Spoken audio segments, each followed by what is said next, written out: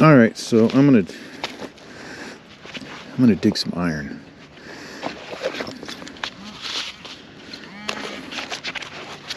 I don't dig a lot of iron.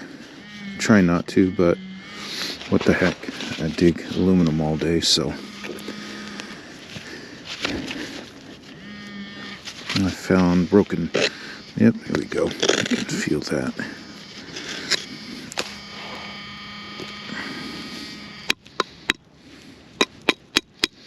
Yeah, so this spring right here, this would be off of a plow.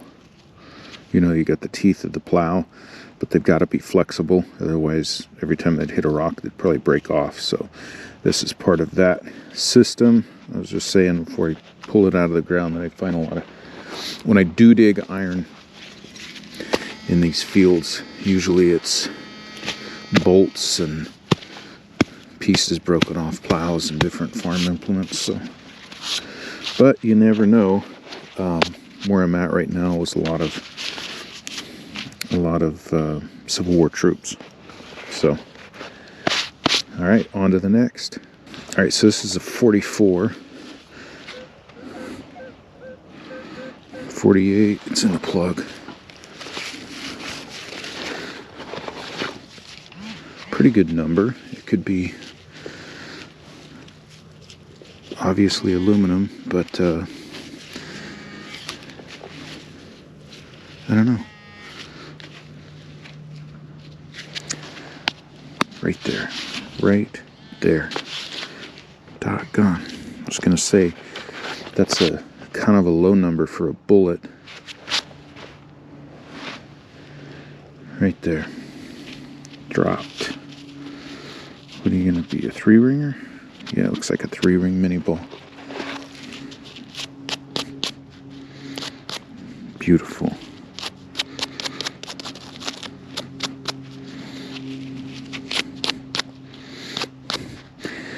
I love how these bullets tell a story. Not only the fired ones, but the dropped ones.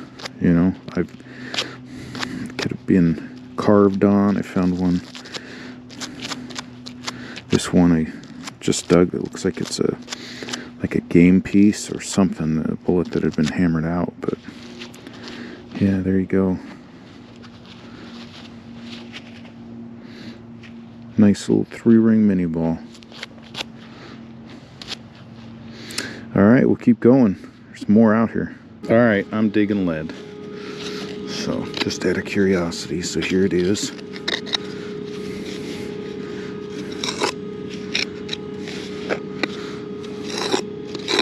Alright, now I'm kind of curious as to what this is. It seems to be long, or longer than just a... Let's see. Here we go. It's coming loose.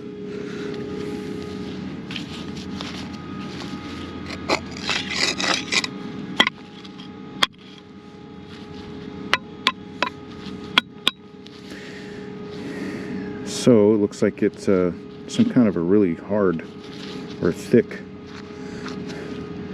steel bracket or something. You can tell there was probably a bolt here and a bolt here, and that's at the point it broke off. But now we know it's not a bayonet or a shell fragment, but I'm gonna get up and go get the next hole. All right, so this is a perfect sound. This is like a 47 to 50. It's deep, so that's... do I see aluminum? No, maybe that's not aluminum. It's supposed to be in the plug. Come on, be something. Be something. What do we got here?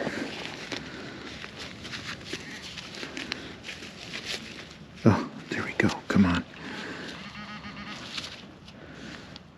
Got a bullet. Got a bullet. But let's see. Is that modern?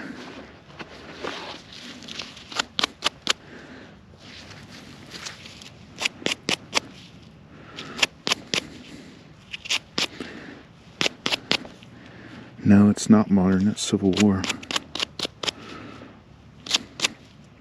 Let's check this out.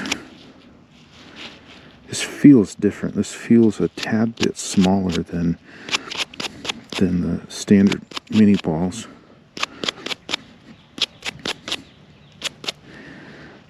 Nice white oxidation coming out. It's as I'm brushing it, that brown crust is coming right off. Let's see, what's the base look like?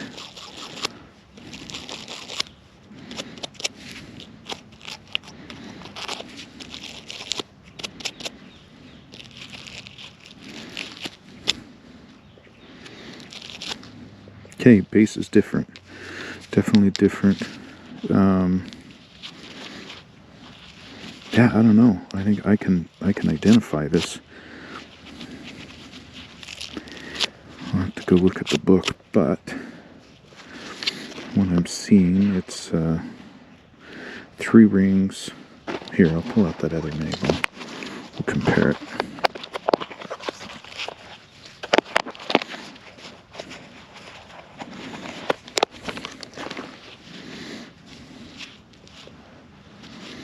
Yeah, definitely different.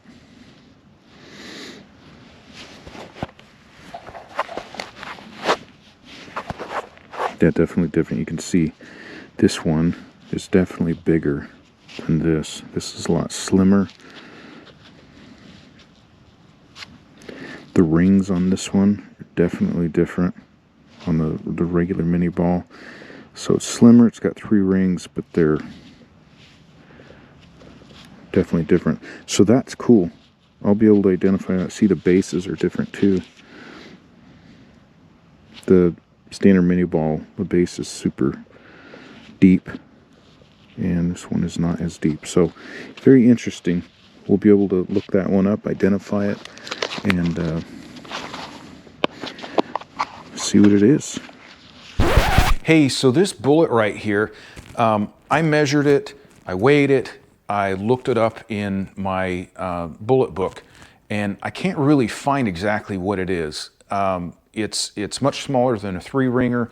I put the picture up here, which I normally don't do, but I put the picture up here and with some of these other bullets that I'm finding with the actual dimensions, the weight, the length, and the diameter. So if any of you experts out there, throw a comment down and reference maybe even like the time of the video of the corresponding to the bullet that you think that you can identify. Put it in the comments, because I was searching the bullet book until I was cross-eyed, and some of these I can't figure out. So have fun. My money's on aluminum. This is like a 12. I just don't like digging in that range, honestly.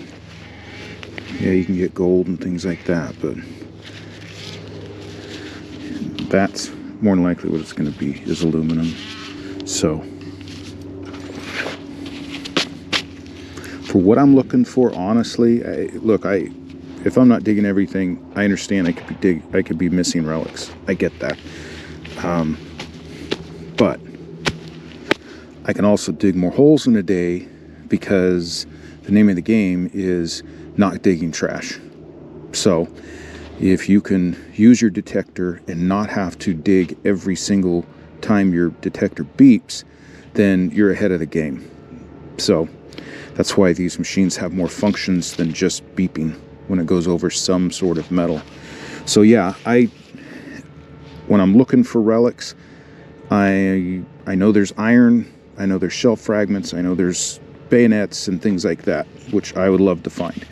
But the main majority of them are going to be like midtones, lead, high tones, obviously coins, all kinds of stuff. But with the Manticore, it goes from 1 to 99, and the low end is iron and, yes, gold, but also a lot of aluminum and stuff like that.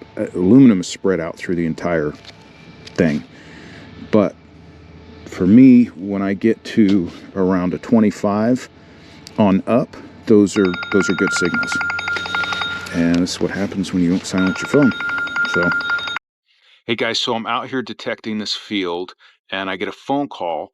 I had left a message. I don't like trying to get permissions by phone, but it was the only way I could track down this property owner. So a while back, I had left a voicemail, and as I'm detecting here, I just got a call back from the property owner of about 75 acres of Civil War land. Amazing permission. And I just got permission to detect the whole thing. So I'm gonna drive from here to there. I've never stepped foot on that property, but I'm gonna head that way. It's kind of a drive, but this is awesome. There was a lot of, from what I understand, there was a lot of fighting there. So I'm excited. And as far as getting permissions, I usually knock on doors, but yeah, this is probably the second one that I've got that I just left a voicemail. Actually, the third, where all I could do was leave a voicemail, and I ended up getting a call back. So pretty excited, and let's go find some relics.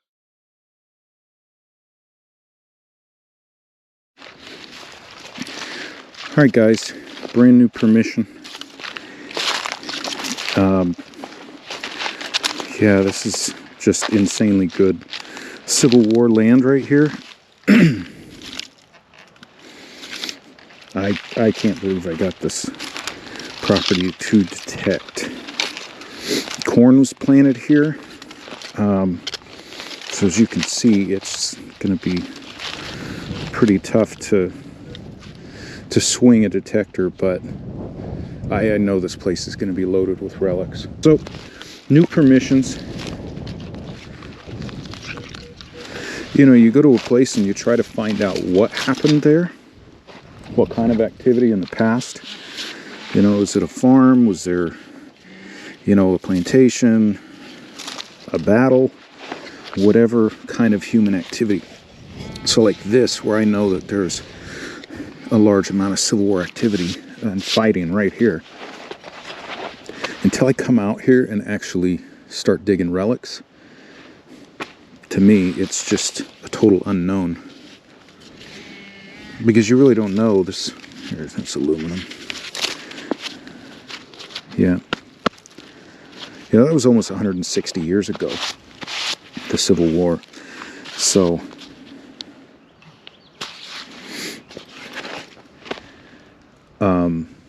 well, it was 160 years ago. But there's been a lot of people detecting. A lot of stuff was unregulated in like the 60s and 70s. So, you never know. I know there's stuff out here, but I'll be excited when I find my first relic here. So let's get back to it. All right, this one was low 80s. It's deep too, so that's good.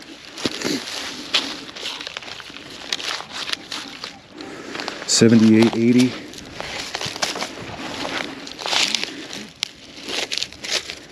It's good that it's deep.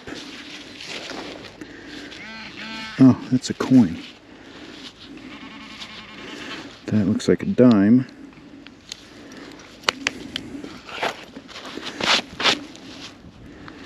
Is that a dime? Yeah, it's a dime.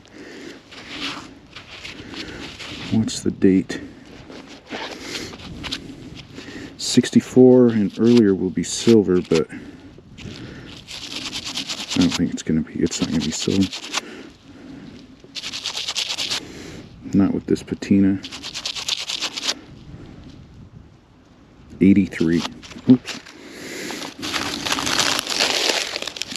1983. All right. Keep going. Part of the land has had some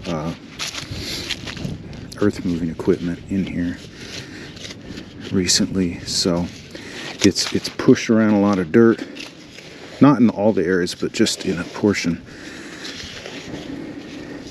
So there's really no telling the dirt that they're pushing around, if that's, you know, you're going to find relics right on top, or Are you detecting in soft dirt that used to be 6 feet deep? It's part of a pull tab. So yeah, it takes a bit to figure out the property.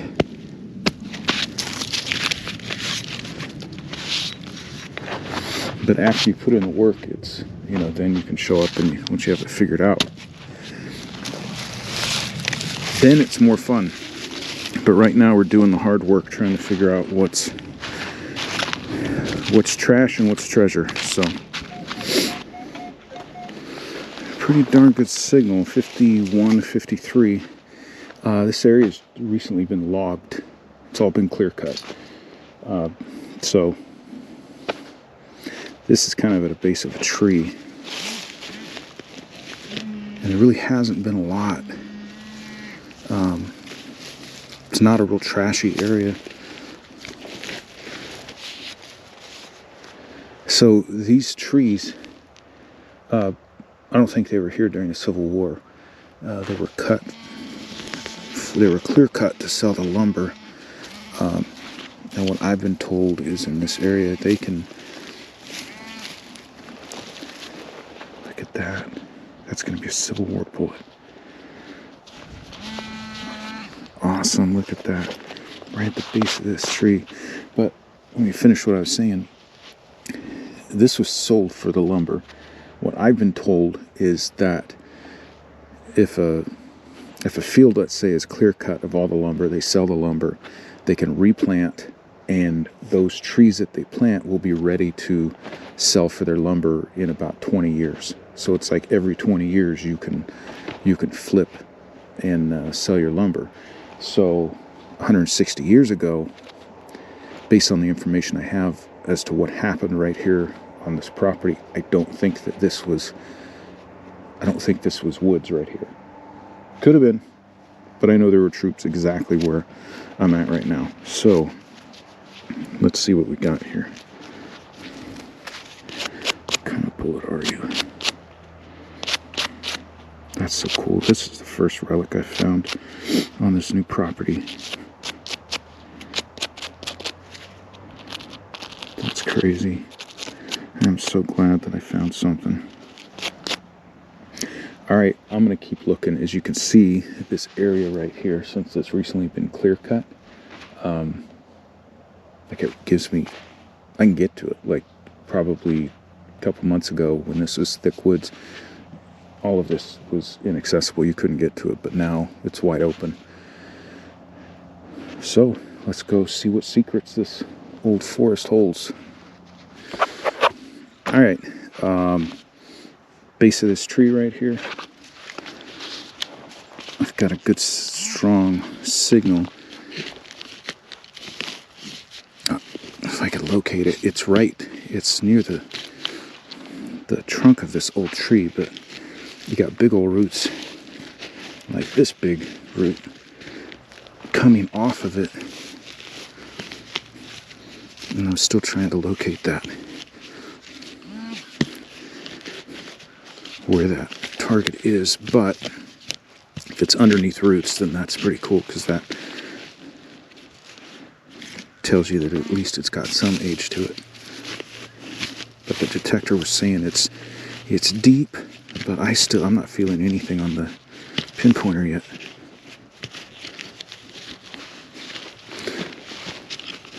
And it's not like you can just take a shovelful, because it's just a spider web of roots. Okay, I don't know if you can see this, but I'm like digging gently around these roots. I think I just got it. It's underneath that big root. Look at that.